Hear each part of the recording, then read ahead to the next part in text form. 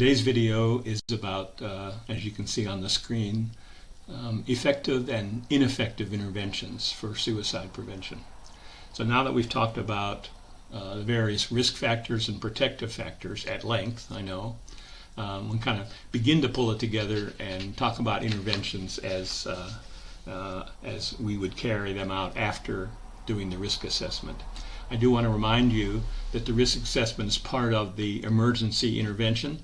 The emergency intervention being a one-shot session that may take quite a while, and sometimes in emergency rooms this goes on for hours, in which we do three things: make an assessment of the person in general, to provide the context to know a little bit about who we're talking about, and then, as we've been talking here a lot lately, the risk assessment. Secondly, we want to do some in-session treatment, basic counseling skills, active listening, empathy, helping a person clarify what they reacted to in terms of stressful events, how it affected them. Sometimes people are overwhelmed and don't draw the connections. And then third, the disposition or plan. What do we do next? And the disposition or plan follows directly from the risk assessment. And that is, we're trying to decide whether this person in front of us is high, moderate, or low risk to try to hurt or kill himself or herself over the next few hours or the next few days. Okay? And what that means, as we talked about before, is when a person's high risk, that means they need to be contained in some way or other. They need, and as you recall, there's really three main ways to do that. Hospitalization, a highly staffed residential program, which is usually only available for people that are like teenagers and young adults who are already in a highly staffed residential program. And then third would be the continuous family watch that we've talked about before. So these are effective interventions. These three are effective interventions when someone's high risk. Although keep in mind, there are, of the 48,000 or so suicides in the United States per year, there's about 1,000 that take place in hospitals. Now, many of those, maybe most, but at least many of them, are not in psychiatric units, but are in medical surgical units. Often with sitters, though, but still people find a way sometimes. The continuous family watch is an effective intervention for 24 to 48 hours. And of course, a highly staffed residential program, if they're willing to do it, if the program is willing and able to do it, can almost be like a mini hospital for someone who is at high risk for suicide. On the other hand, what are some ineffective assessment tools and interventions? Well, I've talked already several times about how the bare bones assessment strategy that you've probably all heard about. Are you thinking about suicide? Do you have a plan? Do you intend to carry out that plan? While, again, those are good questions, but to leave it to just those three questions is really inadequate. And it depends a lot on the person and the situation, what the stressful event was, which other direction you want to go. But to stop at that really is inadequate. And remember how many impulsive suicides there are. So we have to try to piece together when someone's in a trigger state and is on the edge, even if they don't say that they intend to kill themselves. And then two other questions I want to point out here as often ineffective. That's the prediction question or the intent question. The intent question we've talked about, and that's same thing I was referring to in ideation, plan, and intent. That is, you ask after you've heard about their thoughts about suicide, about first the method, and then the plan. At some point, then you might say, so are you saying you intend to carry out that plan? Or do you have some sense of intention to carry out that plan? Or something like that. The prediction question we really haven't talked about, and I really don't recommend it, but it's another angle on that. It's to ask the client, I understand you're in crisis, things are very difficult right now, you've been thinking about suicide, so why don't you tell me, what do you think? Do you think you're going to kill yourself or not? So it's similar to intent, but it acknowledges that they may not know one way or another and asks them to predict what they think they might do. Now, both of these questions have a lot of problems with them. I do think that most of the time when clients talk to us about suicide, if you are a non-judgmental, active listener, if you show empathy for the situation the person is in and empathy for the suicidal wish, then a lot of what they discuss with you, I think, is straightforward and honest. Now, I know Shea has his validity techniques to try to further that along. But in general, I think people can be pretty honest, and in fact, they're very relieved often to be able to talk about some of these issues that have been bothering them. On the other hand, I think bullet point 2 is the main one here, is that people want help. No, they're ambivalent.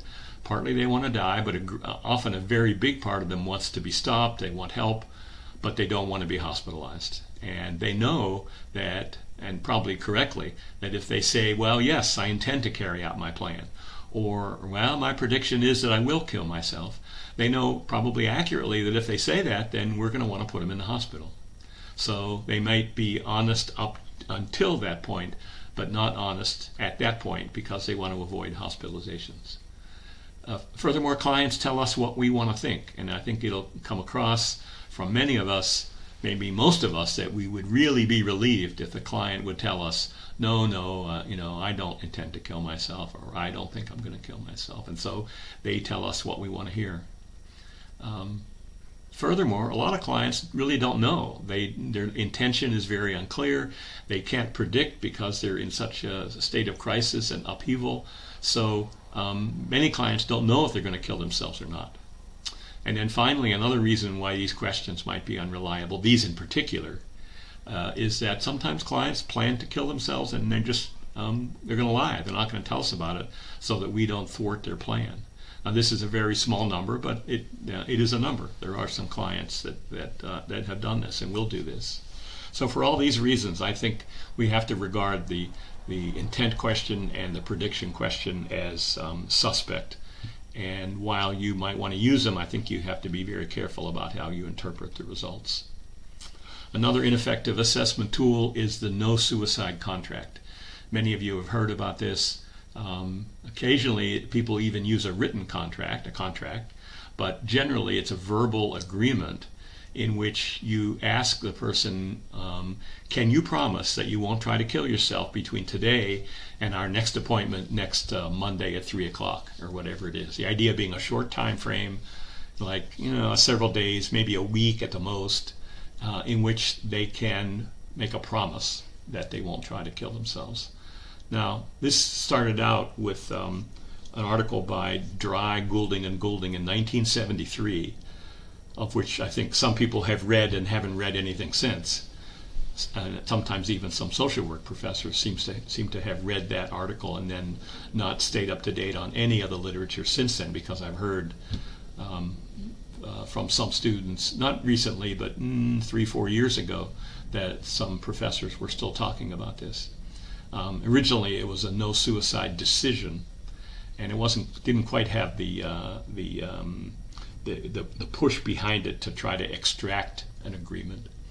In any case, how it evolved, it was into clinicians asking clients, can you promise me that you won't kill yourself between now and next Tuesday, or whatever. And the idea being that obviously if they can't promise that, then they're at very high risk.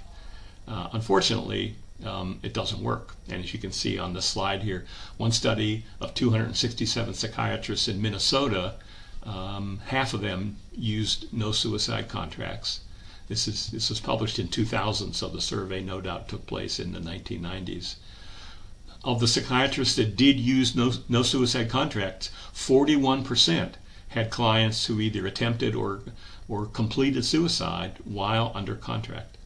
Another study of 78 inpatients who made suicide attempts or completed, I guess this was completed suicide, 28% had a no suicide contract in effect when they killed themselves.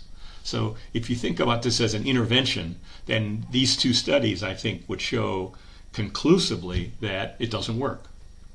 And in fact, there is no empirical support for this as an intervention. I think most seriously, some clinicians in outpatient settings are not sure what to do when they're faced with a client who's high risk for suicide, and they think, if I get them to agree to a no suicide contract, then we'll be safe. They'll be safe, and I'll be safe. And obviously, as you can see what I just showed you, that clearly is not true. Some people, some social workers also think, well, it may not be super effective, but at least it'll give me legal protection. If the worst happens, at least I have this legal protection that I got them to agree to a no suicide contract. And let me tell you that there's no legal protection here whatsoever. We'll talk a little bit later in the semester about malpractice and liability. And let me tell you right now, I know that the attorneys who litigate these kind of cases, plaintiffs' attorneys, they know very well that the no suicide contract has no scientific backing whatsoever. They know that, and if you use it, they'll make you look like a fool, and they will convince, perhaps in other ways as well, but certainly in that way, that you don't know what you're doing. So it isn't any kind of legal protection. What's an effective tool is, Shea talks about the case approach, and basically it's using his validity techniques in order to organize the historical material about suicide in a given client. So essentially you start out by looking at the presenting factors. What's been happening with this client with regard to suicide in the immediate past, meaning the last few hours or the last few days. Step 2 then is to look at the previous past over the next few months. Step 3 then is other issues, other situations of suicide risk or attempts in the earlier part of their life. And then step 4 is to come back to the present and look at their thoughts and ideas about suicide right now. Again, using Shea's validity techniques.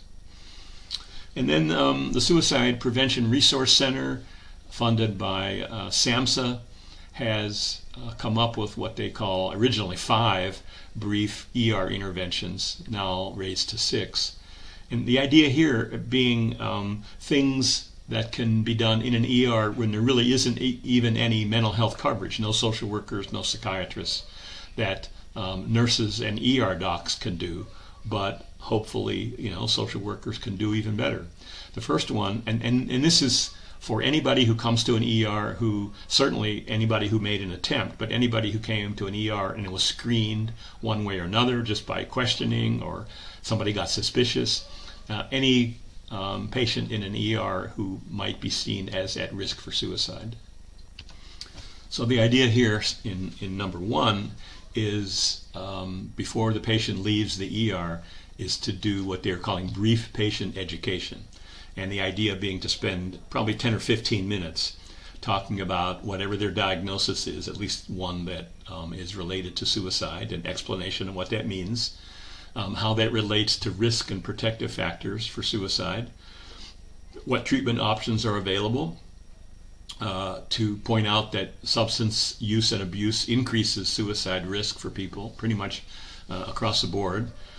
Things to watch out for that might mean that they're getting worse. The stress is worse, the crisis has worsened, their depression has worsened, and those, of course, would be, there are a few general ones you could talk about, but they're also specific to the person. And then, of course, the importance of follow-up, because many people who come to ERs with mental health problems in general, and for suicide in particular, many people do not get any kind of follow-up whatsoever. The second brief ER intervention is safety planning. So safety planning is a fairly new intervention, which was, I guess you could say, invented and written by Stanley and another psychologist whose name I can't remember right now. And the idea is a stepwise, it's a safety plan, is that a clinician sits down with a client and step by step works out the steps you see on the slide. And there is a form, looks like this. Those dark lines have things written in them like warning signs at the top, but I posted an example of this in Sakai so you can read it a lot better.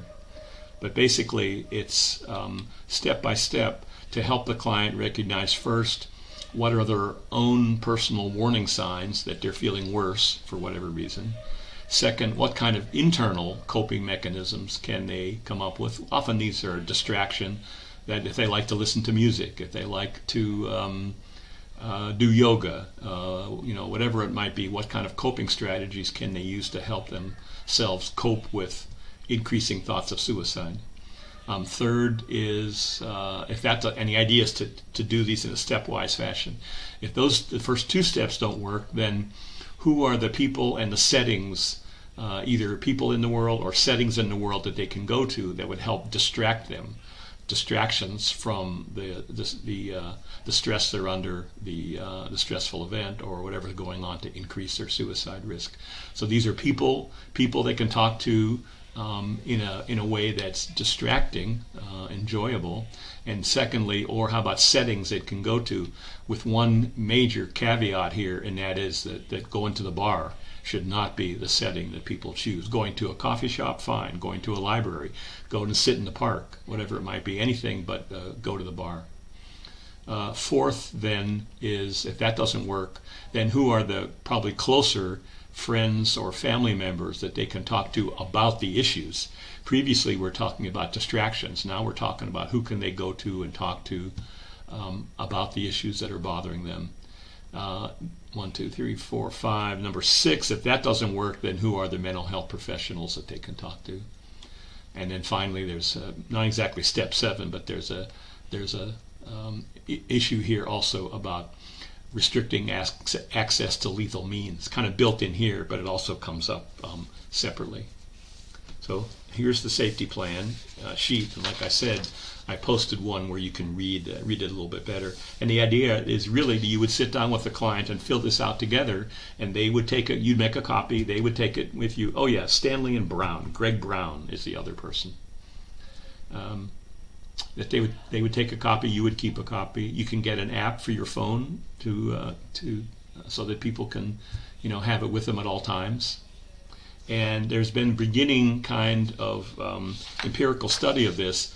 Not yet that has prevented any suicide, but that in a study of former veterans or veterans, former soldiers who came to the VA hospital, that one group received this intervention, which is the safety planning intervention plus follow-up phone calls.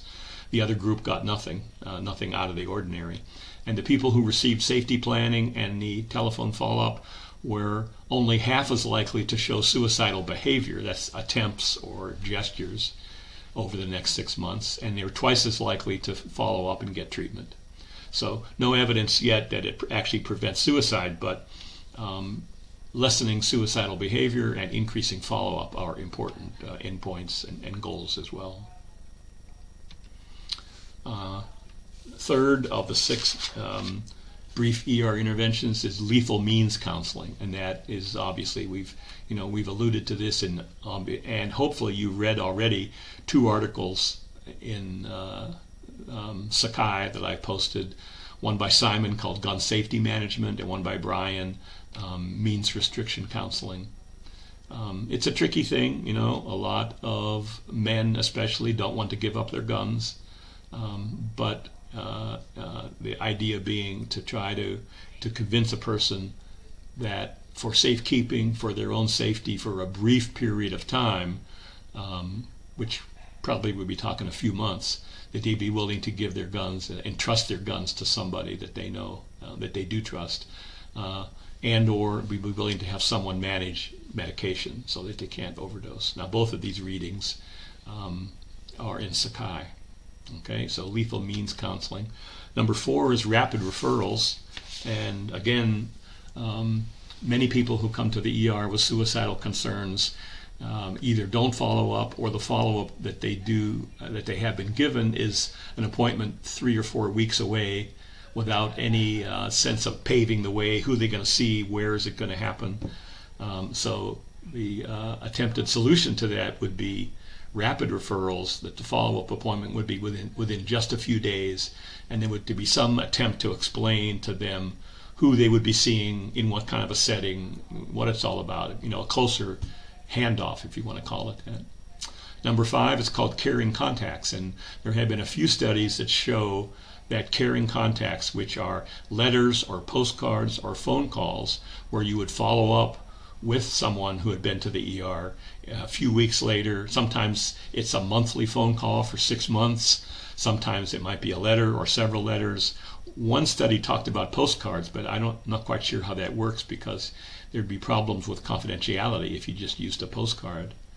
On the other hand, I know that at least one hospital tried to do letters, but they learned that a lot of people, when they get letters from a hospital after they've been hospitalized, don't even open them because they think it's a bill and it's overwhelming. So, but again, the idea is simply being some kind of follow-up to demonstrate that the ER staff cares about what happens to someone who came into their ER previously. And then the final ER intervention is supplying to everyone the phone number of the National Suicide Prevention Hotline, 800-973-TALK. And that's an easy one that can be done. Have a card, a sheet, a discharge sheet that has this number on it, and the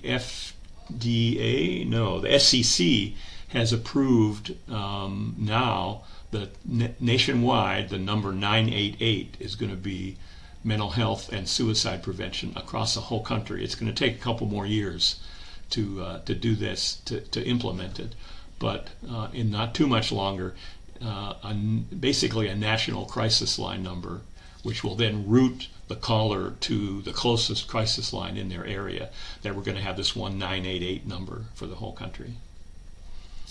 All right, so these are some effective and ineffective interventions that would follow after you've done the risk assessment, after you've decided if the person is high risk and needs one of those 3 kind of containment interventions.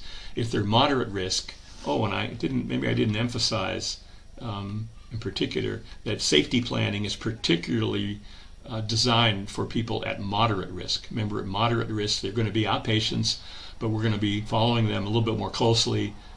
They're probably going to be in crisis intervention because probably the suicidal risk arose out of a crisis situation. And so the safety planning would be part of the follow-up, part of the treatment for a client at moderate risk.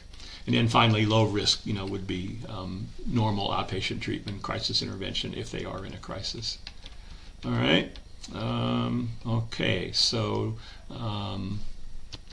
next up, we're going to be talking about some additional rating scales, instruments, checklists, different ways to try to assess suicide risk. Okay. So I'll see you soon.